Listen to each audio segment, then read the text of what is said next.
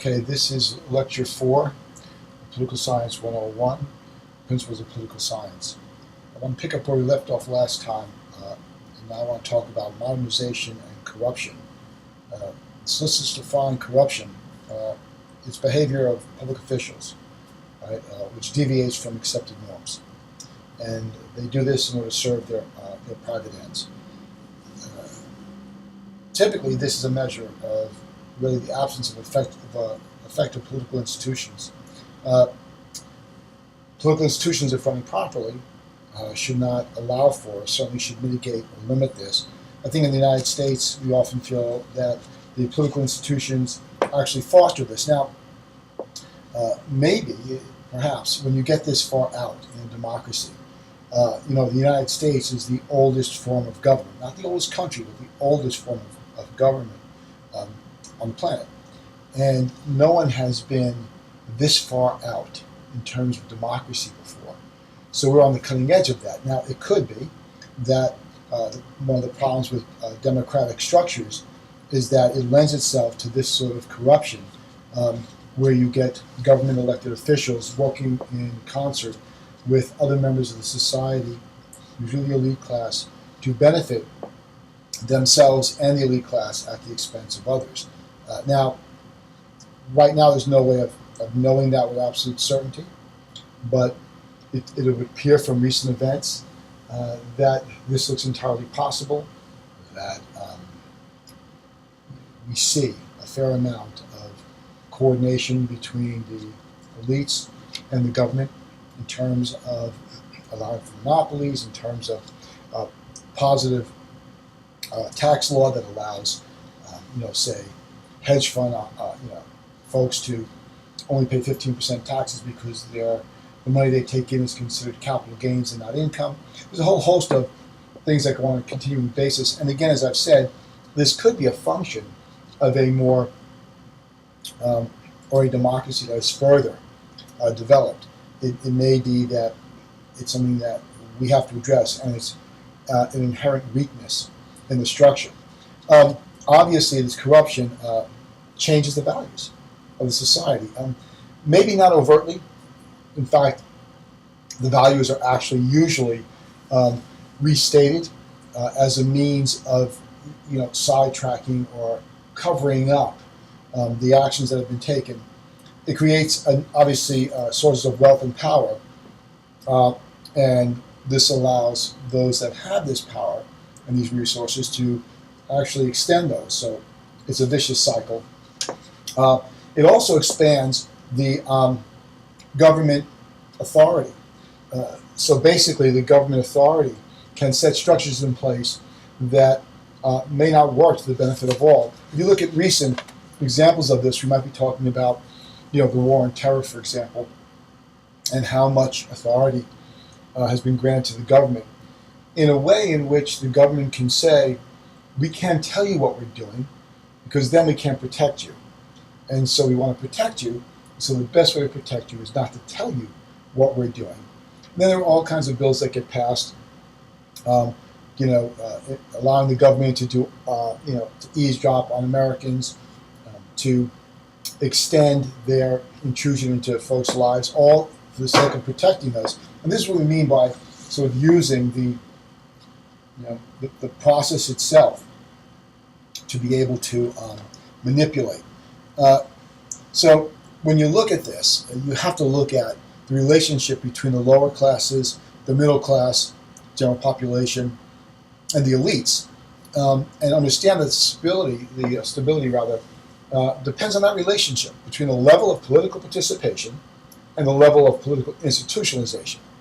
So what that means is there has to be a fundamental belief and support for the political institutions on the part of the general public, so that they feel that the laws and that the structure put in place is designed to benefit them all.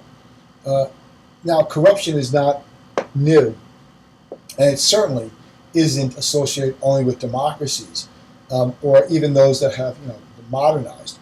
Developed countries, undeveloped countries, as well, they have their own form of corruption.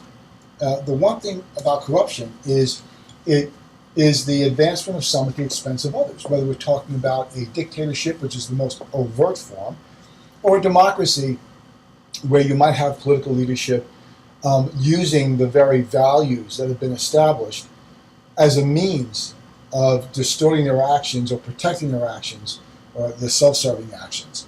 Remember that stability really rests upon that dynamic between social forces and political institutions, and the belief on the part of the social forces that the political institutions will do what is best for all.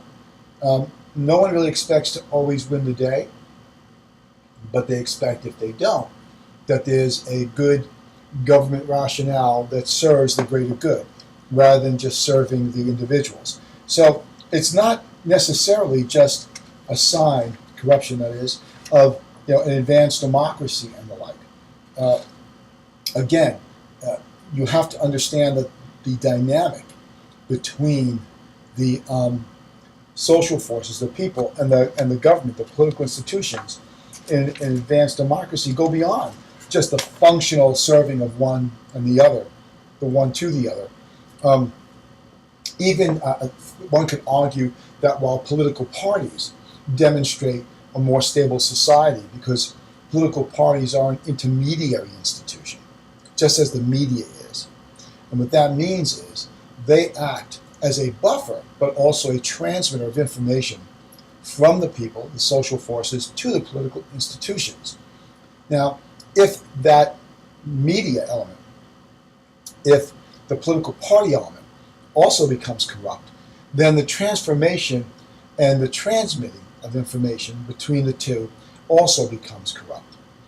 It's a lot easier to control a governing body, the governing institutions, when control over those governing institutions resides in the hands of just two political parties. In America, we have had two political parties pretty much from the beginning. Now, there are other political parties in America, but they really don't have really any influence, if at all.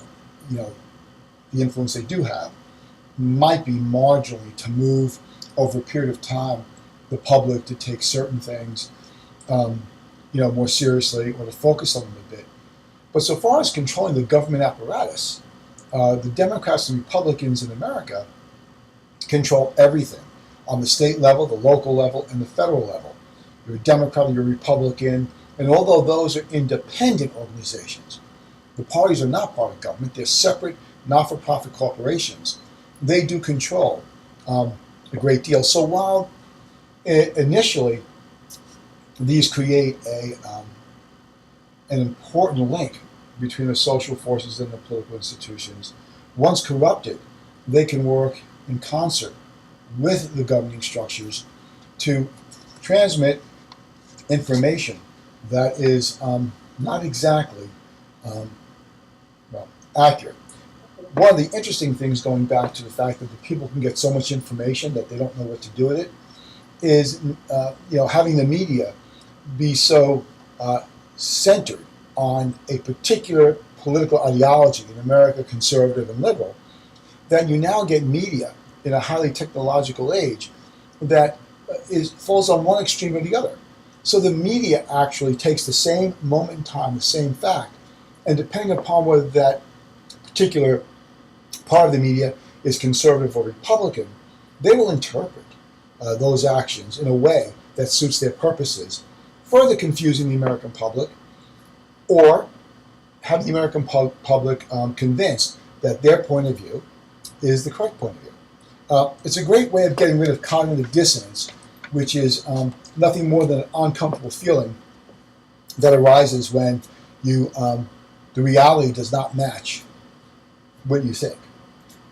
Nobody wants to be invested in something that proves that their ideas, their beliefs, their values are incorrect. We'll get to that more, cognitive dissonance, as we move on, especially in Dahl. So keep in mind that what you want are these strong political institutions, but they have to be serving.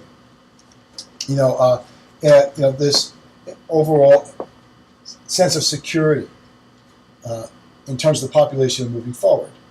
Remember that the most important aspects of the process are this social mobilization and economic development, because that's what spurs on the social forces. The political institutions develop, and their job is to sort of moderate that behavior, or certainly structure it. And when they become corrupt, then that process doesn't work, and they exacerbate, certainly to some extent, the problems that result, or the outcomes that are bad. In other words, they move that corruption further down the road at an ever accelerating rate. So here are some sort of relationships, three, to keep in mind in terms of modernization. These are three important relationships. The first is social mobilization to economic development. This determines social frustration. If you think of this in terms, and not to get too mathematical here, but if you think of this in terms of a fraction, and you've got in the numerator at the top, social mobilization, and in the denominator or the bottom, you've got economic development. Well, if the social mobilization is very high, but the economic development is very low, you have an unstable society. In the inverse, if you've got economic development very high, but social mobilization low, then you're going to have probably more or less social frustration and more acquiescence, a more satisfied social force. So basically there, laid out in that fashion, numerator and denominator, what you want is you want a smaller number. If social mobilization, if we could put a number to it, is 10, and economic development, to put a number to it, is 2. That equals 5. Whereas if the social mobilization is less than the economic development, so it's, let's say, 1 in social mobilization and 10 in economic development, that's 1/10. So you want a smaller number. You want a smaller number. The second is determining political participation. If there's social frustration in the numerator and mobility opportunities in the denominator, that will determine political participation. So if there's a great deal of social frustration in the numerator, let's say 10, and mobility opportunities in the denominator, say, are 2, then what happens is the higher that number goes, the less political participation you're going to have. If social frustration is very high and mobility opportunities to move around and sort of, seek out your own fortunes, as it were, that number is high, that's going to be problematic. The last one is political participation over political institutionalization, and there that determines political stability, and that's really what's key here. Political participation, if it's very high in the numerator, up top, let's say 10, and political institutionalization is very low, let's say 2, that equals 5, and that creates political instability. So here again, just like with social frustration, the higher the number, the greater the instability. The lower the number, the more stable. So let's say political participation was 5, and political institutionalization was 20. That's 1/4. To have the political institutions capable of dealing with society's demand, social forces, is a good thing. So there's no exact number on these things. There's no way to actually measure them accurately. What's more important is that these give us a sense of the relationship between these very important elements in the process of modernization. Social mobilization and its relationship to economic development. Social frustration and its relationship to mobility opportunities. Political participation and its relationship to political institutionalization. By looking at these relationships, we begin to understand how it is that in some instances we have a very stable society moving forward during the process of modernization, and in others we don't. So let me see if I can kind of put a wrapping around all of this. What we're really looking at as we move towards modernity, and even when we get there, is the relationship, right? This is what's important. The relationship that the social forces have to the political institutions. The more the political institutions can serve the social forces in general, not a subset or a group of it like the elites, but serve their needs in accomplishing those goals of having more security, uh, you know, more health, a better life than they would if there were no nation in place, right? The more that those institutions can help them, the more stable the society is. Now, the institutions also play another role, which is not always giving the social forces exactly what they want. That's why in democracy, the give and take of ideas is so important. While we all may want everyone to have equal rights, we have to think about how best to accomplish those ends, what rules to place around them, so that we move in a direction that benefits overall, because you're not going to satisfy everybody, but represents overall or helps overall the overall population. So that's the really important dynamic here. You know, moving into the city, urbanization, all that, they just tell us we're moving towards modernity. Now, I don't want to oversimplify this, but the thing you need to hold on to is the relationship between those social forces, right, and the political institutions. If the political institutions are weak and there's a dominant social force that takes over the social forces, and it can challenge the political institutions and take over those institutions, then that particular social force has a disproportionate voice in the running of that government, and it really could be quite dangerous. If you think about Germany, Nazi Germany, here you have really what starts off as an insignificant movement, not to run through the history, but it develops to the point where its voice and its point of view completely takes over the government, and the rest is history. So social forces, we want them, right? We want a lot of them because they balance each other, and we want people belonging to different social forces so they can, overlap, creating more stability. And then we want political institutions that are focused on those multitudes of social forces and trying to come up with the best policies that will affect the greatest number of people in moving the country and the people more towards the things that we came together as a nation for in the first place. Freedom, opportunity, right?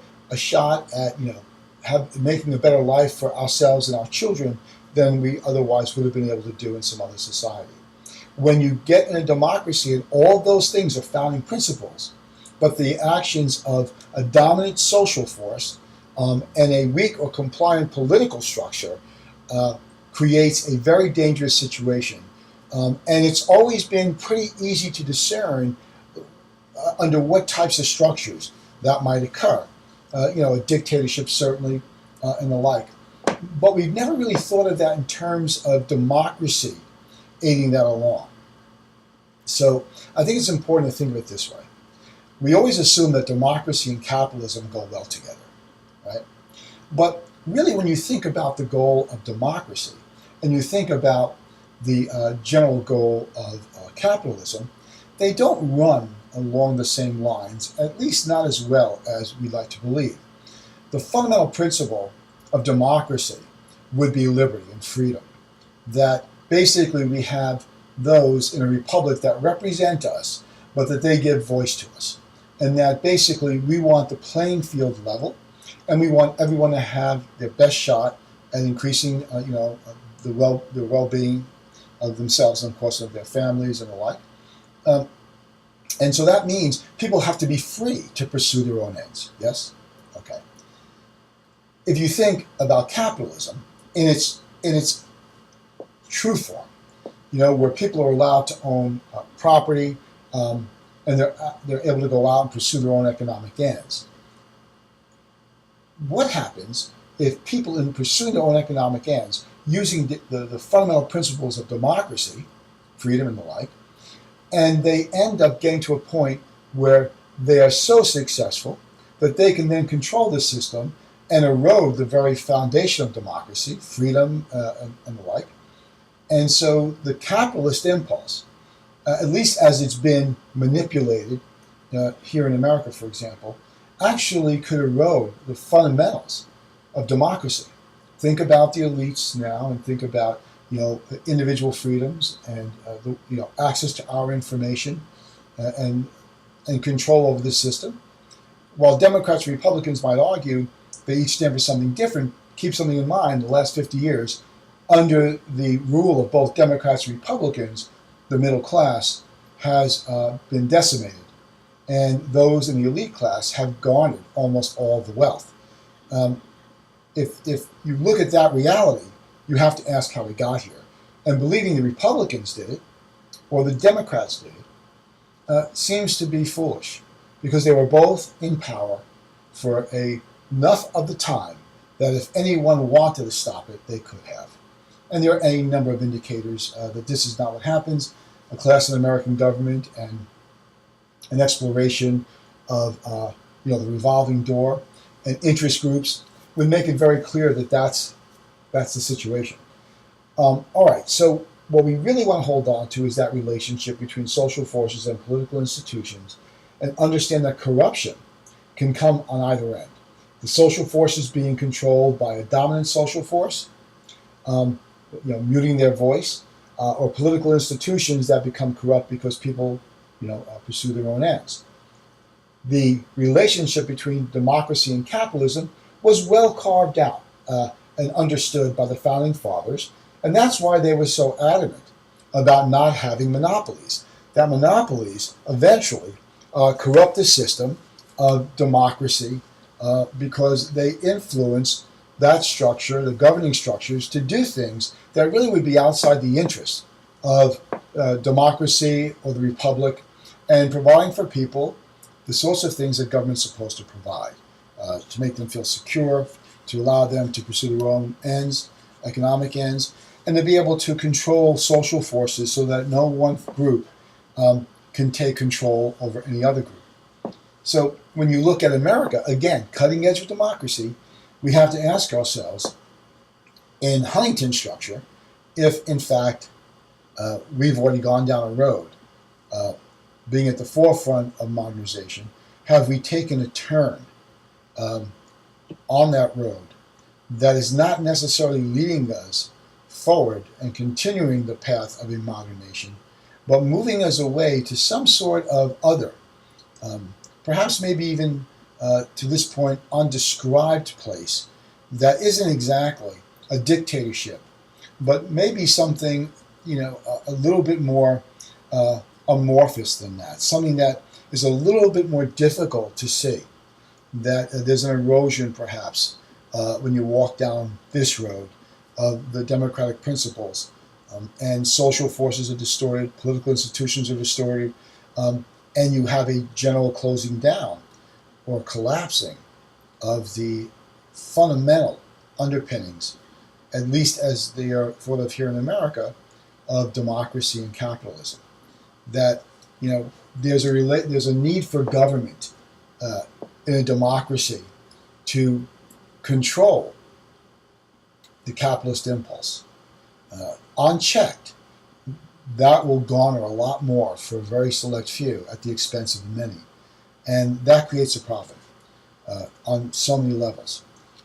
Okay, what we're going to do now is, in the next lecture, we're going to move on to the material that's covered in Chapter 2 and then Chapter 3. We're going to skip over one or two of the chapters, but the lectures will be labeled by their chapters so that the material in them can be sort of explored, based on what you're seeing in the chapter. Everything up to this point has been covering the fundamental theory and ideas and laying out, the lay of the land. But Chapter 2 will deal with, political modernization in America versus Europe. And then 3 is political change in traditional policies. We'll be looking at that.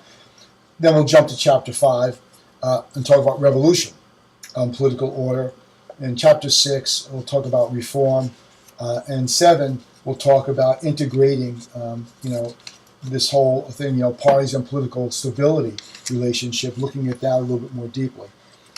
So from this point forward, all the lectures will be tied to one of these chapters and will be so labeled so that people can go right to them. I would not, however, fly by these introductory lectures because they put in place a structure and explain the lay of the land, so that when we look at these other issues, America versus Europe and so on, we have a real understanding. It's a mistake to jump to the chapters, and I'll warn people about this at the beginning of each chapter, thinking that, well, I only need to find out what's going on in this chapter. You would miss the entire structure, and that will make what's happening in these chapters, what we're going to be discussing,